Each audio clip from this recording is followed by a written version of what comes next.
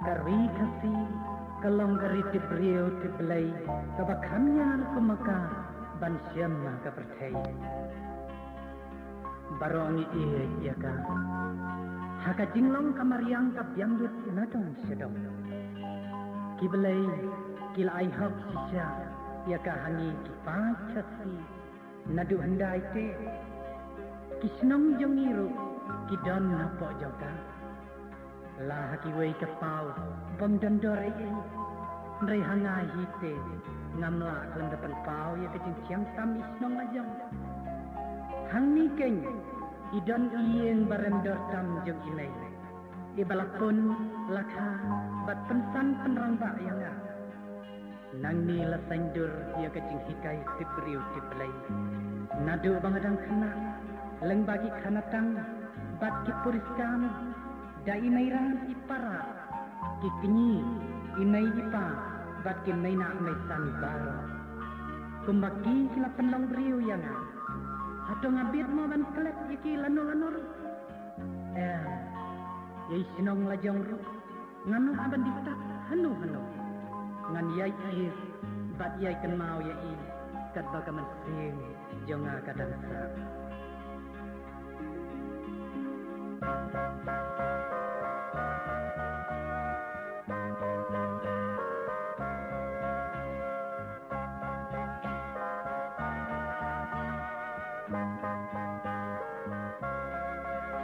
Kiti senting gitu hane kimi pogahai kilum kiwa kiler bunjang kidam kita jam jai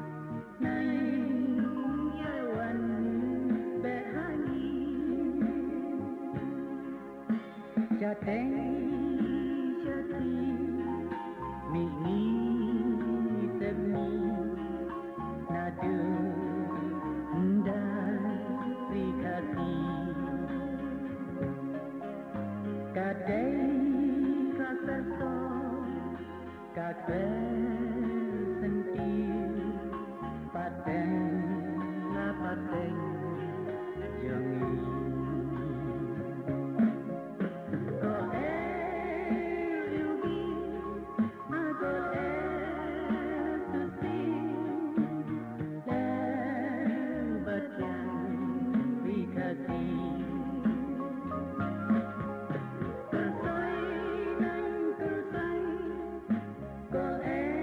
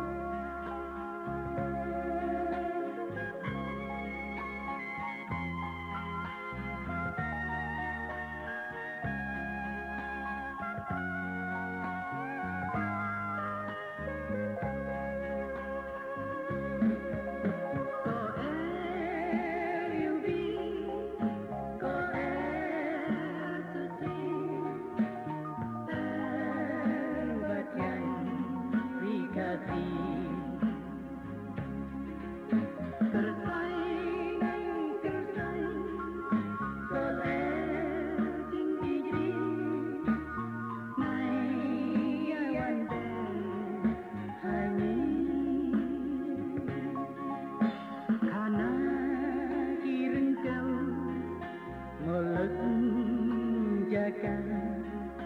ki slay pat ki dam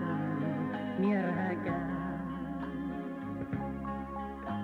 agor burang jing tebri